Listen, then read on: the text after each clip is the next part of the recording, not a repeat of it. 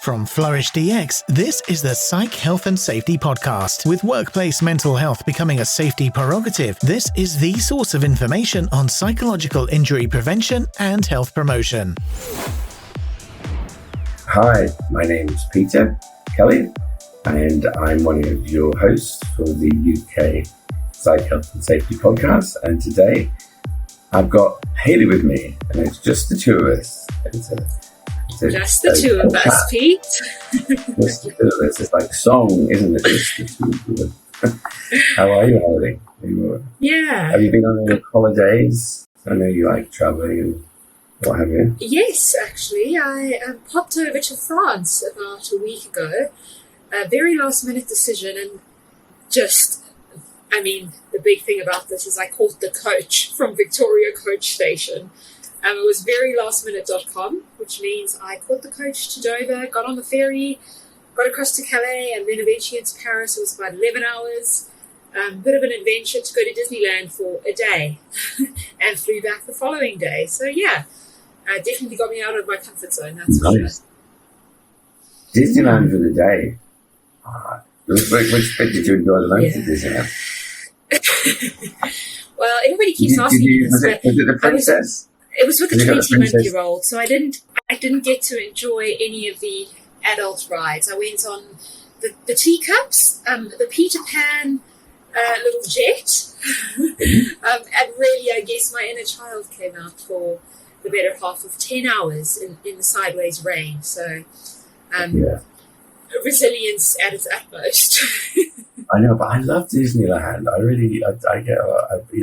I don't really like roller coasters. The ones at Disneyland are just easy and just nice. And the ghost train. So you're a train. Peter Pan person, are you? Just a little airplane will do it for you. Well, yeah. Somebody called me Peter. How have you been, Pete? Sorry? How have you been? How have I been? Oh, well, I've been conferencing. I've been going everywhere. A couple of conferences. I went to the NEC and some others. So, yeah, it's been good to get back out, talk to people and to see what people are doing. So it was a couple of weeks ago. I was in Malaga, which was quite nice. I'm going to Ibiza in June. Yeah. So do a spot of raving. It should be good. It's interesting. I'm obviously going out more now and going to conferences. Yes. Flurry of wellbeing organisations that have just come out and they're everywhere. And when you walk around the conference centre, so many are still really largely focused on the individual. Individual wellbeing rather than organisational wellbeing and individual mental health and that. So, and I didn't know. I'm always optimistic and hopeful that one day we'll actually get to a situation where we put the same amount of value on what the organisation does to manage psychosocial risk with, as we putting the onus and responsibility on the individual. I mean, have you been to conferences recently yourself and seen that, or am I just sort of seeing too much into it? No, Pete, I think I will hold my hand up and say this year I have not yet been to any conferences, and it's probably been a bit of an active choice in not to go to some of the ones that I have been to in the years previous, probably because of some of the things you've mentioned, this approach to well-being that we are seeing on the ground versus the systemic changes that need to be made. And I think this is such a great topic for us to explore. The individual-based approach focuses on that. How are we either reacting to ill health or promoting flourishing, but on an individual basis? We're not yet getting into that. How do we prevent ill health and what responsibility do organizations have? And I know I'm moving a little bit away from conferences and these events where we're speaking about well-being, but it makes me think of a conversation I had recently with a fellow colleague, not in my organisation, but in the wellbeing space, who actually is starting to talk about the way we approach wellbeing rather than a parent-child. So rather the organisation is the parent and the employee is the child, actually adult to adult. And I found that a fascinating analogy. And it is, because actually, it's even if you think about, like, we both had the joy of going through the 45,003 experience. And they do talk about there as the parent standard, don't they? It's 45,001 and 45,003.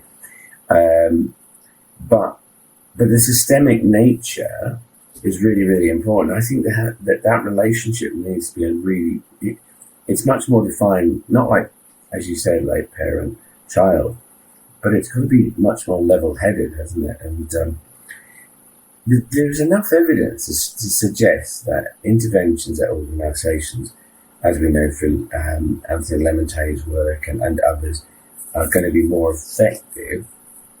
But I think we have to transfer that knowledge to well-being, to physical, psychological well-being, mental health, and it's out there, but it's just not being used, and it's incredibly like, we can give you the evidence, but how do we make the evidence attractable? That's the question, isn't it? How do you make the evidence that we've got attractable to organisations to think, well, actually, I'll look at the organisational elements. Like, if I'm going into an organisation, I want to understand how they think about mental health. I want to understand their maturity on understanding what the word psychosocial means or what well-being is. And to do that, you need to look at a gap analysis of what's going on and think, well, what's missing? And I think that's the thing, is that I think sometimes we can take something off the shelf and go, here it is on well-being, and assume it does what it says on the tin. But the evidence needs to be a bit more strong and robust. You're very evidence. I think a lot of organisations are still riding the wave of, we got ourselves into COVID, or we found ourselves in the middle of COVID, and organisations were saying, what do we do for our people? Those organisations that did nothing at least started to become aware of the need to do something. But I think there was potentially a place where we were reacting without really understanding the needs of the people. So we started to take these things off the shelf and very much seem to be doing something, but maybe not realizing the impact. And it's almost like a whole re-education piece. It's not just about doing something to say we're doing something because LinkedIn says we should be doing something about X, Y, and Z. We should be doing something because we've listened to our employees, we understand their needs, and then we can put the right thing in place to have the right impact that can be measurable. And then you kind of close that whole loop. But I think another piece of that is we shouldn't just be doing well-being. I've often said, I don't really like this word, well-being, because it's an isolated agenda item. We're still struggling, I think, to weave it into the narrative that it is culture. It is a culture shift. And to your point, until we shift the thinking around culture, are we going to see the systemic change, or are we going to continue to see it being ad hoc initiatives to support the need at the moment, rather than seeing the bigger picture in terms of all elements of an organisation that impact well-being? I mean, it's not just mental health. Well-being is not just mental health. Mental health or mental ill health is often an effect of things that are happening in the organisation, and therefore we tend to focus on fixing the mental health problem. But why is it a problem in the first place? Because there are other factors at play. There are, and there's other factors that perhaps I don't want to look at. And this is the thing that you can tick a box and go, I'll look at this and I'll do this and think you've achieved something, but then you don't know. And that's the other factors. We talked a bit about the ESG agenda, right?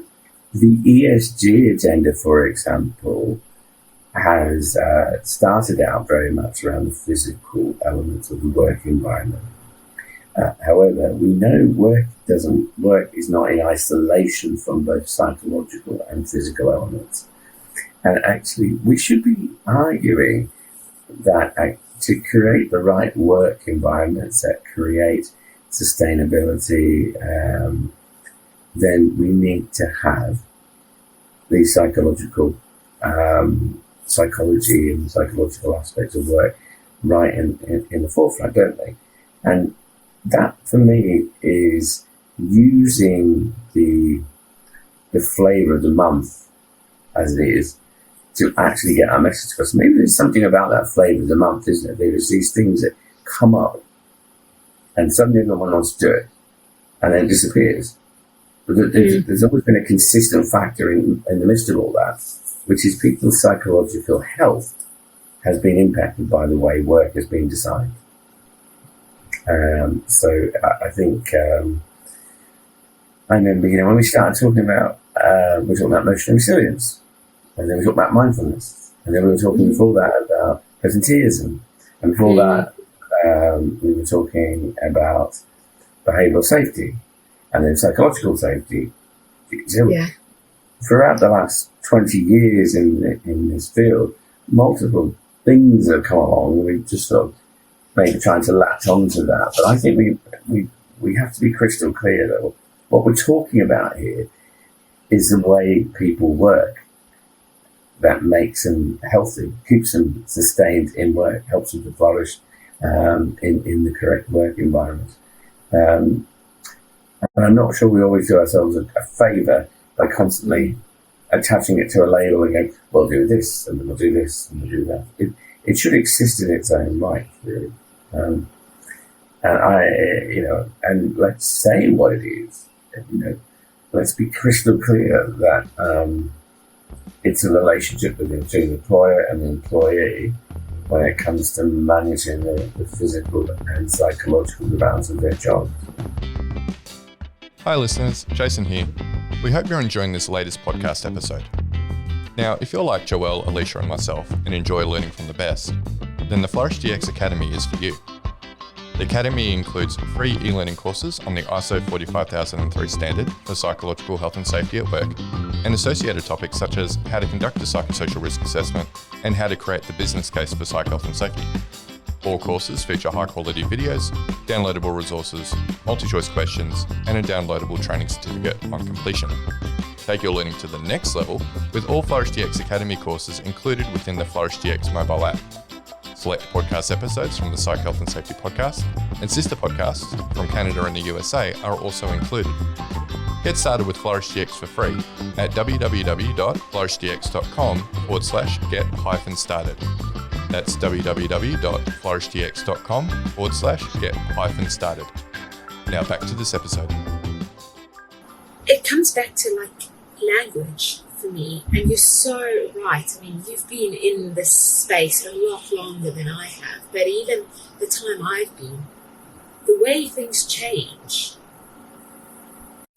we're changing things very much based on reacting. And yes, we need to be agile to be able to react to certain socioeconomic climates, absolutely. But fundamentally, psychological health and safety is a systems approach. So the system shouldn't change. The system should be able to identify psychosocial hazards or the hazards in the workplace that are going to have a negative impact, and be able to. The only change that should be happening is how often is that happening? How severe are those hazards impacting our people? And then we change according to that. We don't change the whole system every single time. We change according to the needs within that framework. And I think again, I come back to the word well-being. And even the word psychological safety, which I think has become the next buzzword. Well-being was the buzzword. Psychological safety is now the buzzword. People get fixed on the word. People get fixed on creating this space for people to bring their whole selves to work. But they forget that we still need a workplace that needs to be designed well for them to do good work. Because you can bring your and whole what's self the whole to self, work. Hayley? What is the whole self? I mean, we're going to need another podcast episode to explore this. Because more. I bring the whole self. Is the whole self is just the good bits? The whole self is the whole self. It means you might be you might get a little bit annoyed before you come into work. Are you not allowed then to bring that side into work? Actually, it will influence what your reactions and responses, but it's still the whole self, isn't it? Yeah. And you know what? I've been doing some reading, and people saying, I don't agree with this. I don't agree with bringing my whole self to work. It depends on who I'm sitting in front of. Regardless of whether you're at work or whether you're at the pub or whether you're around your grandma's, your whole self is very sometimes dependent on the environment in which you're in. So again, the whole narrative about bringing your whole self to work, there's the other side of that coin. But the only constant for me is the environment. Again, coming back to what is the responsibility of the employer, the environment, not the individual. And this is where we have, rather than an adult-child relationship, which if you haven't noticed, I'm quite liking this analogy, the adult, we will give you the environment for you to flourish, and you will bring your adult self to work, and together, all part of consultation, participation, which is one of the requirements, we will create an environment where you can thrive. But it's not this let's focus on the individual and let's make sure that they have got all the support that they need. Where's the environment for them to be able to use those tools? Yeah. You know, it's almost like it's second, third, or fourth choice. You know, after the I don't really, until organisations can actually look at their profit lines, be whichever sector they're in, and they can actually see a correlation between improvement on the bottom line through doing these top line services of looking after. And I think, you know, that will be one of the advantages, I think, of the original Dennis Stevenson review from the Farmer Stevenson Farmer Review, was this idea of people reporting, the board reporting. I think we're at that stage again, and I think we should be at, when I say again, it needs to happen, because there are different people that get different influences, don't they? So if it's the board, they want an overarching strategic sort of approach to facilitate that. You have to have management below who get that vision, below that, and other managers, and eventually onto the shop floor. And I think our messaging has to be different for each of those sectors and those elements. But in saying that there has to be different, there has to be some core elements to what we mean by good, psychologically healthy workplaces. And I think that's part of our mission, part of our approach, is to say, what is a good psychological health and safety in a practical sense look like? What's the benefits? How does it make organisations healthier? Did you know yesterday was the International Happiness Day? was it yesterday? Or was it? Sorry, yesterday or the day before? Okay. I remember sitting there going, so one day in year we celebrate happiness. Yeah.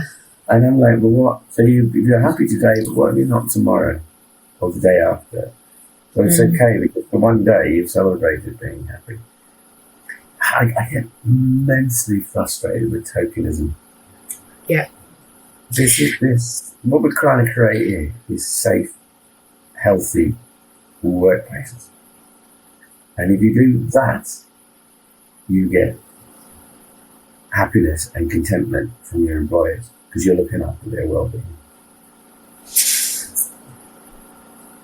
Yeah. It's a system within a system. It is, yeah. And I'm not going to get too political because that's definitely not the type of podcast that I want. But the system that larger corporations play within and the requirement to report on certain things or to be able to win business through tenders because we're reporting on certain things. That metric is still very much focused on commercial outputs. Yes, the sustainability agenda, as in sustainability with a big S, focusing specifically on carbon neutrality or that kind of thing, that has become front and center for a lot of those. And we're starting to see things like ED&I and health and well-being feature. But it's still not a big enough metric. And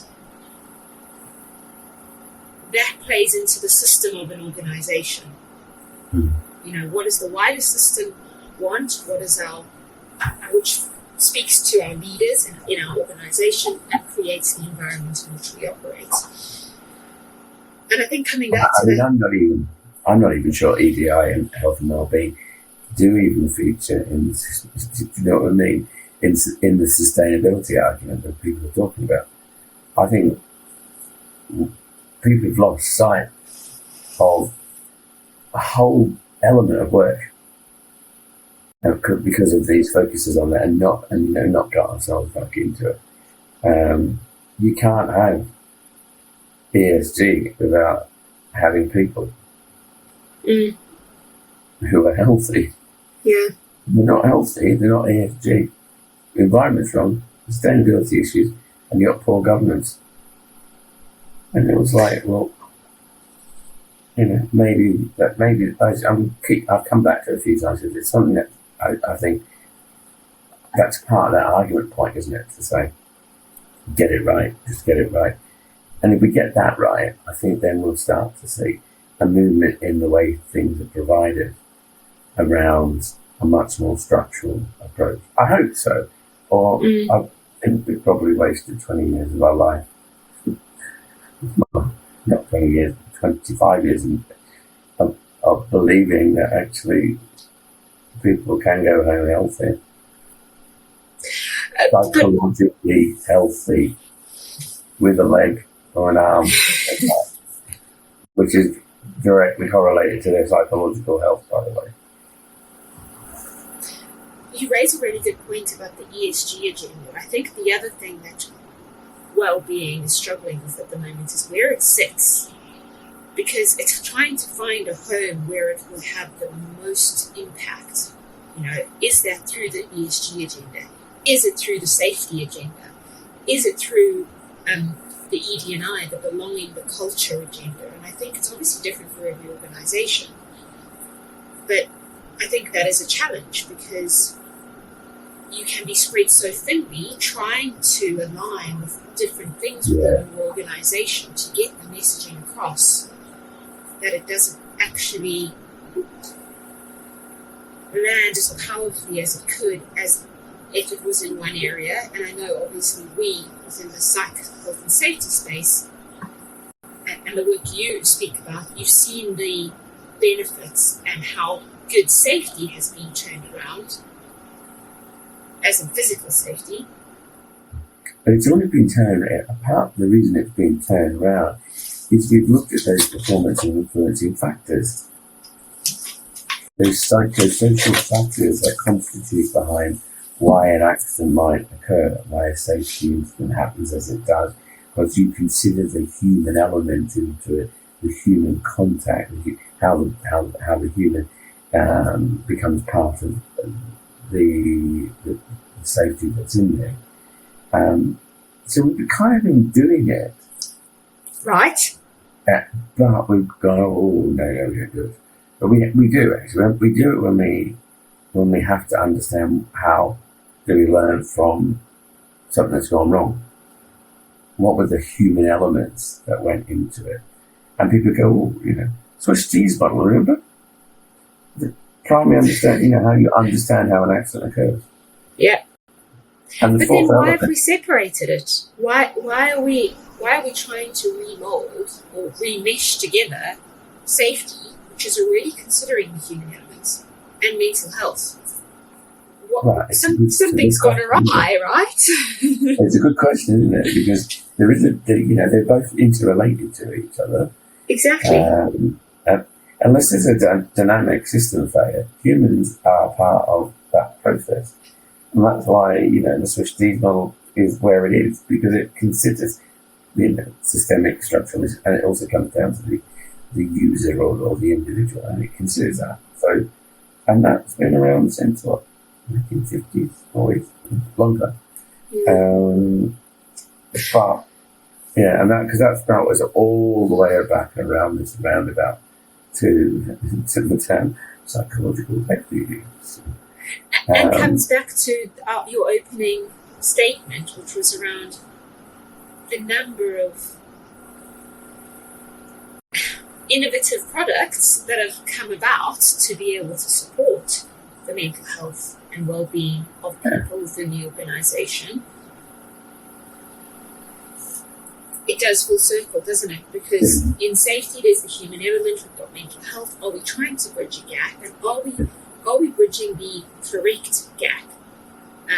It's that plaster analogy. Are we putting a plaster over the issue rather than dealing with the system, which is the environment? In which and why does no one look at that when you're considering what the outcome is of the way things have gone? Why are we not, by default, realizing that our people are there as, because they are our biggest strength. And what we need to do, like we protect a machine, don't we?